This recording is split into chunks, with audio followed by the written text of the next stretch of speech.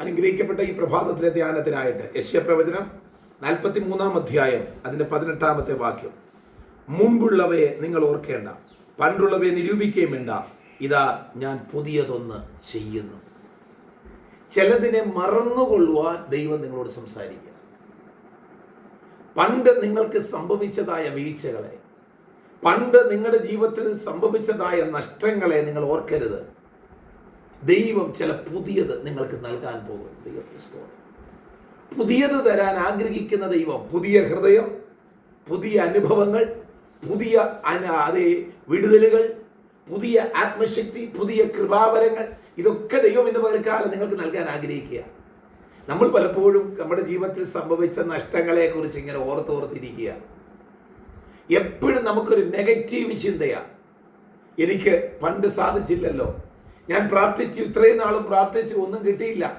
ഞാൻ ഇത്രയും നാളും ആരാധിച്ചു, എനിക്ക് ഒന്നും നേടാൻ കഴിഞ്ഞില്ല. ഇത്രയും നാളും ഞാൻ ഉപവസിച്ചു, എനിക്ക് ഒന്നും നേടാൻ പറ്റിയില്ല. അതെ, ഇന്ന് പകൽക്കാലം ദൈവാത്മാവ് പറയുന്നു, നിങ്ങൾ ആ അനുഭവങ്ങളെയൊക്കെ ഒന്ന് മറക്ക്. പണ്ട് നിങ്ങൾക്ക് കിട്ടിയില്ല എന്ന് പറഞ്ഞ് ഇന്ന് കിട്ടത്തില്ലെന്നാണോ? തീർച്ചയായിട്ടും അതേ, ദൈവം ഇന്ന് നിങ്ങൾക്ക് ചിലത് ചെയ്തു തരാൻ പോകുക. ഇവിടെ വായിക്കുന്നത്, ഇതാ ഞാൻ പുതിയതൊന്ന് ചെയ്യുന്നു. ആരാണ് നമ്മുടെ ദൈവം? പുതിയത് ചെയ്തു തരുന്ന ദൈവം. നമ്മൾക്ക് വേണ്ടത് എന്താണോ പുതിയത് നൽകുന്ന ദൈവം. പഴയതാണ് നമ്മൾ ആഗ്രഹിക്കുന്നതെങ്കിലും പഴയതിനെ മാറ്റി പുതിയത് നൽകുന്ന ദൈവം. പഴയ തുരുത്തിയിൽ ആരും പുതുവീഞ്ഞ് പകരുകയില്ല. ദൈവത്തിന്റെ ശക്തിയാൽ, അർത്ഥാൽ ദൈവത്തിന് വേണ്ടി സമർപ്പിക്കപ്പെട്ട ദൈവവേദലാണ് ഞാനും നിങ്ങളുമെങ്കിൽ ഇന്ന് പകൽക്കാലം ദൈവം നൽകാൻ പോകുന്നത് പഴയതിനോട് പുതിയത് ചേർക്കുന്ന ദൈവമല്ല, പിന്നെയോ പഴയതിനെ മാറ്റിയിട്ട് പുതിയ ചില അനുഭവങ്ങളെ ദൈവം നൽകുന്ന ദൈവം അത്രേ. സ്തോത്രം. ആകയാൽ നിങ്ങളുടെ കഴിഞ്ഞകാല ജീവിതത്തിന്റെ വേദനകളെ മറന്നു കളക. ഇന്ന് പകൽക്കാലം ദൈവം ചിലത് പുതിയ നൽകാൻ പോകുക.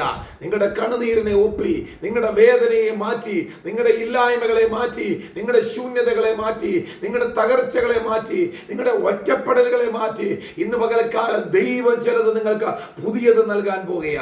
പുതിയൊരു അനുഭവം, പുതിയ നന്മ, പുതിയ ജോലി, പുതിയതായ അനുഭവങ്ങൾ, പുതിയ സമ്പത്ത്, പുതിയതായ ജീവിത സാഹചര്യങ്ങൾ, പുതിയ ഭവനം, പുതിയ വാഹനം, അങ്ങനെ ഒന്നിനു പുറകെ ഒന്നൊന്നായി ദൈവം ചിലത് പുതിയത് നിങ്ങൾക്ക് നൽകാൻ പോകുകയാണ്. ഇന്ന് പകൽക്കാലം വിശ്വാസമുണ്ടോ? അതുകൊണ്ട് യെശയ്യാവ് വിളിച്ചു പറയുന്നു, നിങ്ങൾ പണ്ടുള്ളതിനെ ഓർക്കേണ്ട. കഴിഞ്ഞ കാലത്തിൽ നിങ്ങൾക്ക് പലതും നഷ്ടമായി കാണും.